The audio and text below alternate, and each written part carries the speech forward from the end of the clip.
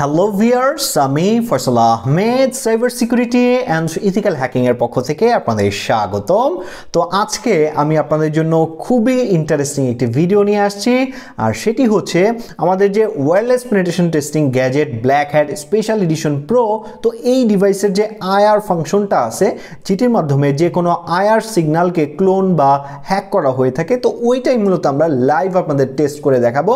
তো চলুন শুরু করা যাক। তো প্রথমেই আপনারা আমার সামনে যে ডিভাইসটি দেখতে পাচ্ছেন সাউন্ড বক্সের, তো এইটা মূলত একটি সাউন্ড বক্স। এটা আমরা এই যে রিমোটটা দেখতে পাচ্ছেন, এই রিমোটের মাধ্যমে কন্ট্রোল করে থাকি। যখন আমি এই রিমোটের বাটনটা এখানে প্রেস করব, তো দেখতে পাচ্ছেন এটা অন হচ্ছে। আবার যখন আমি এই বাটনটা এখানে প্রেস করলাম, এটা কিন্তু বন্ধ হয়ে গেল।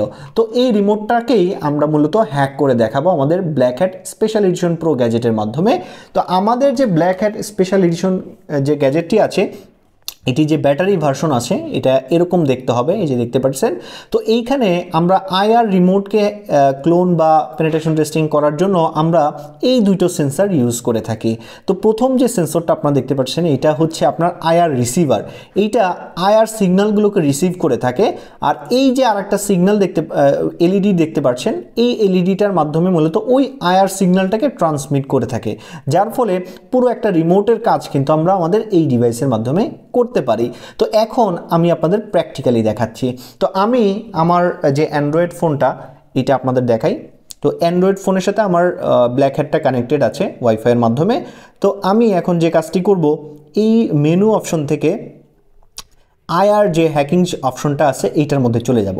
তো এখানে আসলাম। এখানে আসার পরে আমার যে কাজটি করতে হবে, স্টার্ট ডিকোডিং এই অপশনটাতে ক্লিক করে দিতে হবে। আমি একটু জুম করে দেখাচ্ছি আপনাদের। এই যে স্টার্ট ডিকোডিং, এটার মধ্যে আমি ক্লিক করে দিলাম। তো ক্লিক করে দেওয়ার পরে আমার যে কাজটি করতে হবে, আমার যে ডিভাইসটি আছে, এই যে আমার যে ডিভাইসটি, এই ডিভাইসটিকে এরকম করে ধরতে হবে। এই যে দেখতে পাচ্ছেন, আমি এখানে যেহেতু এক হাতে কাজ করছি, একটু সমস্যা হয়ে যাচ্ছে। তো এই যে আইআর রিমোটটা যে আছে, আমি যখনই এই যে রিমোটের যে ভ্যালুটা আছে, এই যে দেখতে পাচ্ছেন, এখানে প্রেস করলাম। তো প্রেস করলেই আমার যে ওই সাউন্ড বক্সটা, এটা কিন্তু অন হয়ে গেছে। তো এই যে ভ্যালুটা আমি প্রেস করলাম, এই ভ্যালুটাই কিন্তু আমার যে ডিভাইসটা আছে ক্যাপচার করে নেবে। তো দেখতে পাচ্ছেন সাউন্ড বক্সটা কিন্তু এখনও অফ আছে। আমি রিমোটটা আপনাদের জন্য একটু সাইডে রাখলাম। তো এখন এই যে রিফ্রেশ যে বাটনটা আছে, এখানে যদি আমি রিফ্রেশ করি, আমি একটু জুম করে দেখাই। এই যে রিফ্রেশে যদি আমি ক্লিক করি, তো আমি আইআর সিগন্যালটাকে এখানে দেখতে পারবো। এই যে আইআর সিগন্যালটা এখানে চলে আসছে। তো এই সিগন্যালটাকে আমি এখন কি করব, কপি করব। তো কপি করে আমি কি করব, এই যে সেন্ড আইআর সিগন্যাল, এখানে চলে যাব। এইখানে যাওয়ার পরে এই যে দেখতে পাচ্ছেন আমার যে গ্যাজেটটা, এই গ্যাজেটটা আমি কোথায় ধরি দেখেন, আমার যে ডিভাইসটা আছে সাউন্ড বক্সের, ওই ডিভাইসের সোজাসুজি আমার রাখতে হবে। আর এইখানটায় আমার যে আইআর সিগন্যালটা আছে, আমি সেন্ড আইআর সিগন্যালে ক্লিক করব। তো আমি সেন্ড আইআর সিগন্যালে ক্লিক করলাম। এই যে দেখতে পাচ্ছেন সাউন্ড বক্সটা অন হয়ে গেছে। এই যে দেখতে পাচ্ছেন, আমি সেন্ডে ক্লিক করার সাথে সাথে আমার ওইটা অন হয়ে গেছে।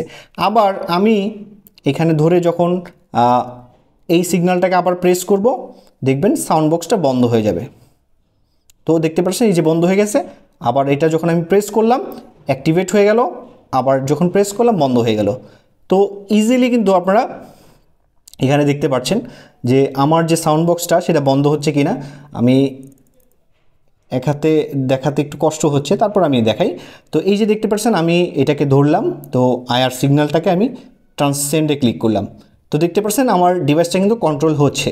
তো এই যে ক্লিক করলাম, কন্ট্রোল হচ্ছে, আবার ক্লিক করলাম, দেখতে পাচ্ছেন ইজিলি। তো আমাদের যে ডিভাইসটা কাজ করে কিনা আমি আপনাদের একদম প্র্যাকটিক্যালি লাইভ টেস্ট করে দেখালাম। তো আজকে এই পর্যন্তই, ধন্যবাদ সবাইকে।